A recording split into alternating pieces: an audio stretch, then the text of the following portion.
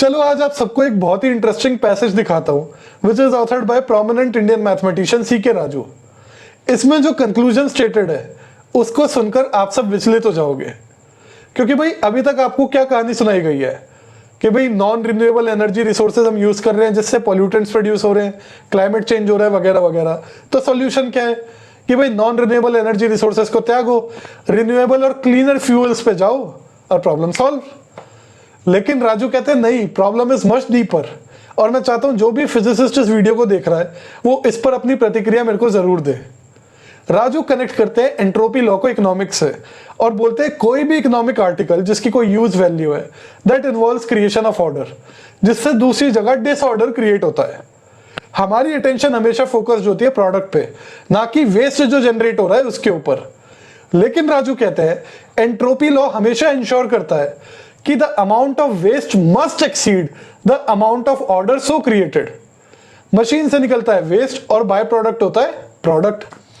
The greater the production greater the waste, the greater the energy throughput the greater the waste. अब जैसे पेड़ काटने से ज्यादा क्या मुश्किल है कोयले की माइनिंग करना, उससे ज्यादा क्या मुश्किल है ऑयल को ड्रिल करना, उससे ज्यादा क्या मुश्किल है एटम्स को स्प्लिट करना। राजू कहते हैं जैसे जैसे प्रोग्रेस होता जा रहा है वैसे वैसे वेस्ट बहुत ज्यादा इंक्रीज होता चले जा रहा है। कह रहे जब वुड यूज हो रहा था एज फ्यूल तो इंग्लैंड जैसे छोटे देश में जंगल गायब होने चालू हो गए थे। उसके बाद कोयला यूज होना स्टार्ट हुआ तो कमरे गंदे होने चालू हो गए, फेस लोगों के गंदे होने चालू हो गए, हाथ गंदे चालू हो गए, so that would was reserved for aristocracy. फिर तेल आया, तेल ने ऐसे पोल्यूटेंट्स प्रोड्यूस किए जो हमारे फेफड़ों में आकर बैठ गए, making it difficult to breathe. फिर रेडियो एक्टिविटी जो निकलेगी न्यूक्लियर फ्यूल से that causes irreparable genetic damage, जो कि हमें इनसाइड आउट बदल देगा।